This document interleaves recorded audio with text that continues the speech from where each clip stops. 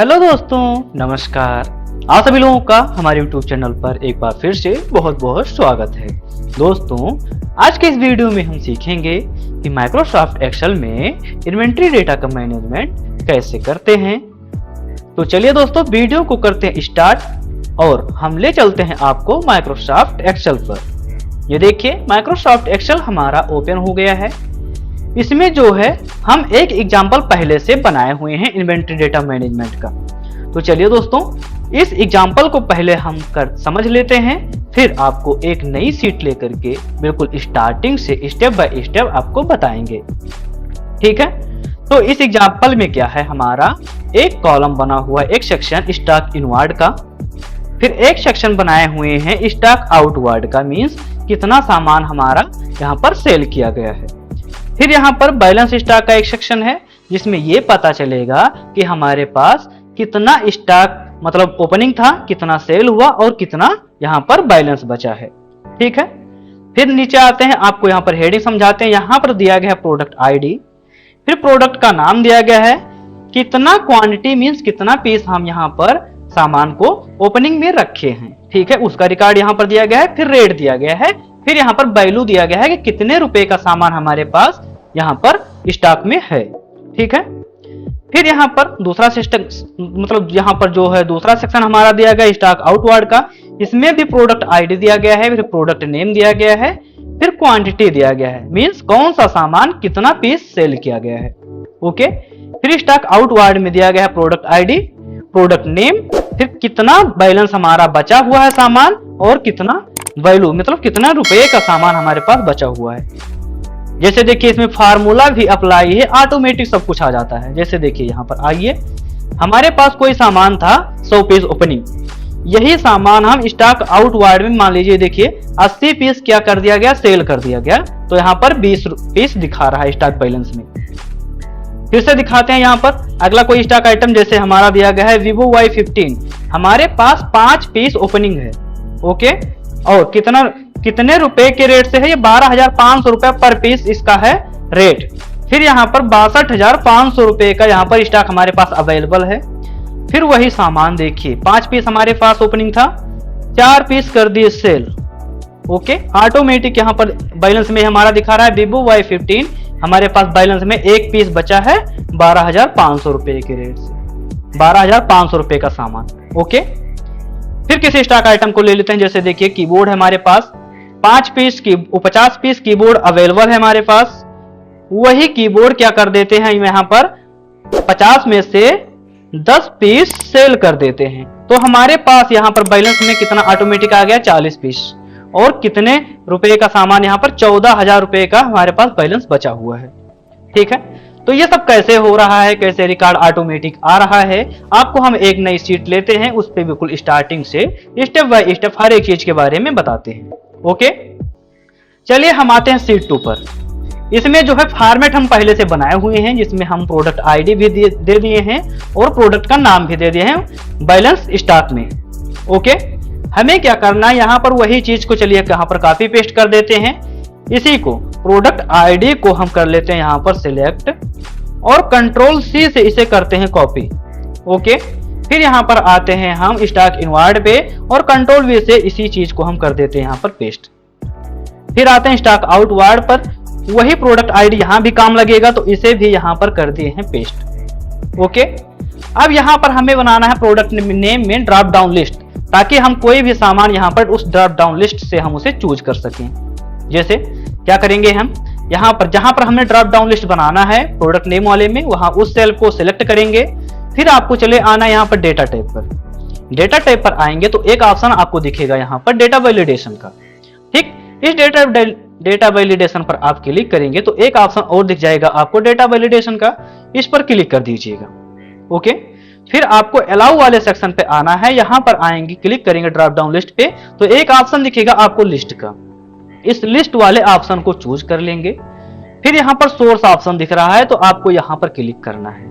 ठीक है, फिर सोर्स ऑप्शन पे क्लिक करेंगे, आपका स्टॉक आइटम का लिस्ट जहां पर है, ये देखिए प्रोडक्ट नेम है हमारा, इसी का पूरा हमें रिकॉर्ड रखना है, तो इसी को करते हैं सिलेक्ट। पूरा सिलेक्ट कर लिए और यहाँ से हम एक्सपांड करके कर देंगे ओके।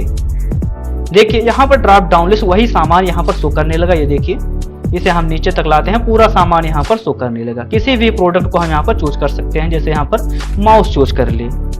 ओके, अभी हम इसे पूरा डबल टैप करते हैं तो देखिए पूरे में हमारा सामान पूरा आ गया है और यहाँ पर देखिए ड्रॉप डाउन लिस्ट हर एक में यहाँ पर बनकर आ गया है। ठीक, अब हमें क्या करना है, यही लिस्ट यहाँ पर प्रोडक्ट नेम वाले में इस सेक्शन पे भी हमें बनाना है ड्रॉप डाउन लिस्ट। तो क्या करेंगे, कुछ नहीं करना है, इसे कर लेना है कॉपी, केवल एक को, माउस वाले को कर लेते हैं कॉपी, कंट्रोल सी से कॉपी, और यहाँ पर आते हैं कंट्रोल वी से कर देते हैं पेस्ट। अब सभी पर वही ड्रॉप डाउन लिस्ट बनाना है हमें, तो यहाँ पर आएंगे, प्लस जैसा आइकन बनेगा हमारा माउस पॉइंटर, डबल टाइप कर देंगे, जैसे देखिए सभी में हमारा स्टॉक आइटम ऑटोमेटिक फिल हो गया और यहाँ पर ड्रॉप डाउन लिस्ट भी बन गया। इसमें से हम किसी भी सामान को चूज कर सकते हैं। ओके, इतना काम कर लिए।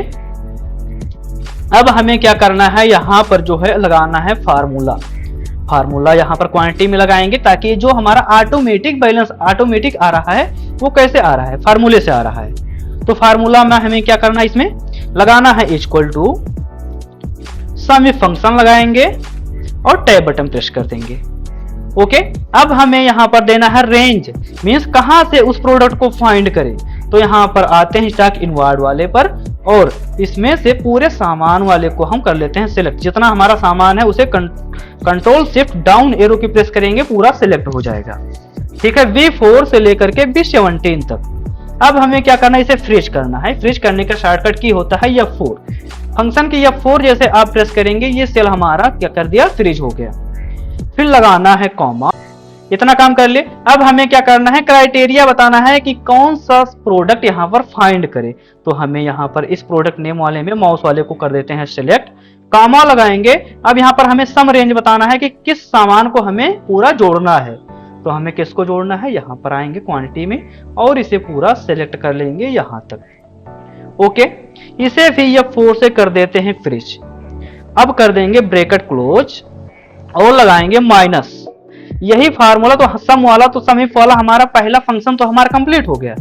अब हमें क्या करना है, यहाँ पर इनवर्ड में से जितना आउटवर्ड में कितना सामान सेल हो रहा है उसे माइनस करेंगे, तभी तो हमारा बैलेंस शीट यहाँ पर आएगा ऑटोमेटिक।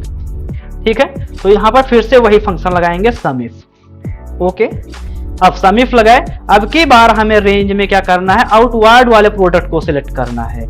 तो इस आउटवर्ड वाले प्रोडक्ट नेम को पूरा सिलेक्ट कर लेते हैं और F4 से इसे भी कर देंगे फ्रीज। ओके, कॉमा लगाएंगे। अब फिर से हम यहाँ पर आते हैं प्रोडक्ट नेम में, इस माउस वाले को सिलेक्ट कर लेते हैं, कॉमा लगाएंगे। अब हमें सम रेंज में अब की बार क्या देना है, इसमें आउटवर्ड वाले का पूरा क्वांटिटी सिलेक्ट कर लेना है। ऊपर आते हैं, यहां से लेकर के यहां तक पूरा। ठीक, इसे ऊपर ले आते हैं। अब इसे भी हमें फ्रीज करना है, तो F4 प्रेस करेंगे, ये भी हमारा फ्रीज हो जाएगा। ब्रैकेट को करते हैं क्लोज, करते हैं एंटर। अभी यहाँ पर देखिए 0 आ रहा है, क्यों, क्योंकि ना हम अभी इनवर्ड में कुछ डाले हैं ना आउटवर्ड में कुछ डाले हैं, इसलिए यहाँ पर 0 आ रहा है। इसे करते हैं पूरा हम नीचे तक ड्रैग, यानी सब में हमारा जो है फंक्शन लग जाए। ओके, सभी में फार्मूला अप्लाई हो गया है। बस हमें क्या करना है, यहाँ पर इनवर्ड में कुछ डालना है और आउटवर्ड में कुछ डालना है। बट उससे पहले हमें यहाँ पर रेट पर आना है। रेट सभी प्रोडक्ट का, जैसे आप यहाँ पर आप इनवर्ड में परचेस करेंगे सामान तो उसका रेट आपको पता हो जाएगा, तो आप लोग वो चीज डाल दीजिएगा। हम जो है शीट 1 पर आते हैं और इस रेट को कॉपी कर लेते हैं, क्योंकि हमारे पास यहाँ पर रेट दिया गया है, तो यहाँ पर हम फर्जी टाइप क्यों करें। हमारा अगर टाइप करेंगे तो टाइम ज्यादा लगेगा, वीडियो लॉन्ग होगा, तो क्या फायदा है। कंट्रोल सी से इसे करते हैं कॉपी और शीट 2 पर आते हैं और यहाँ पर उस रेट को कर देते हैं सारा पेस्ट। अब वैल्यू हमें कैसे पता चलेगा, जैसे मान लीजिए हमारे पास कोई सामान इनवर्ड पे 100 पीस आया, उसे हम ओपनिंग में यहाँ पर 100 पीस डाल दिए। ओके, अब ये 300 के रेट से है, समझना है। अब इसका वैल्यू कैसे पता चलेगा, एक पीस हमारा 300 रुपए का माउस है, तो 100 पीस कितने का हो जाएगा, तो इन दोनों को मल्टीप्लाई करेंगे तभी तो हमारा ये वैल्यू पता चलेगा। तो मल्टीप्लाई करने के लिए आपको एक्सेल में equal to product formula use किए होंगे, चलिए उसे को लगा देते हैं, इक्वल टू प्रोडक्ट और इस क्वांटिटी और इस रेट को कर देंगे सिलेक्ट। ओके, ब्रैकेट को करते हैं क्लोज और एंटर करते हैं। हमारे पास देखिए 100 पीस ओपनिंग था 300 के रेट से, तो कितने रुपए का सामान हमारे पास अवेलेबल हो गया, 30,000 रुपए का सामान। अब हमें क्या करना है, यहां पर भी वैल्यू पे आते हैं वही फार्मूला यहाँ पर भी लगाएंगे, इक्वल टू प्रोडक्ट। ठीक है, यहाँ पर तो रेट दिया नहीं गया है, तो क्या करेंगे हम इस रेट को ही यहाँ पर मल्टीप्लाई करा देंगे।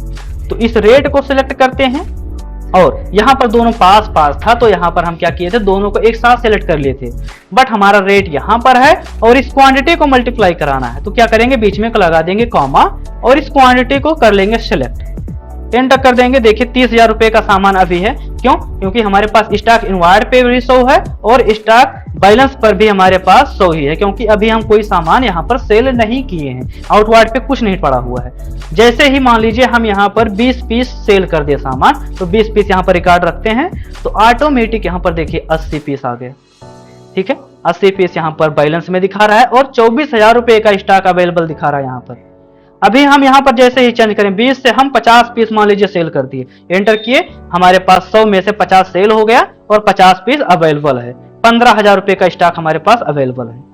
ओके, अभी जैसे हम यहाँ पर मान लीजिए कितना देते हैं, बट यहाँ पर वैल्यू वाला जो हम फार्मूला लगाए हैं सभी को यहाँ पर ड्रैग कर लाते हैं नीचे तक, ताकि सभी में ये फार्मूला अप्लाई हो जाए।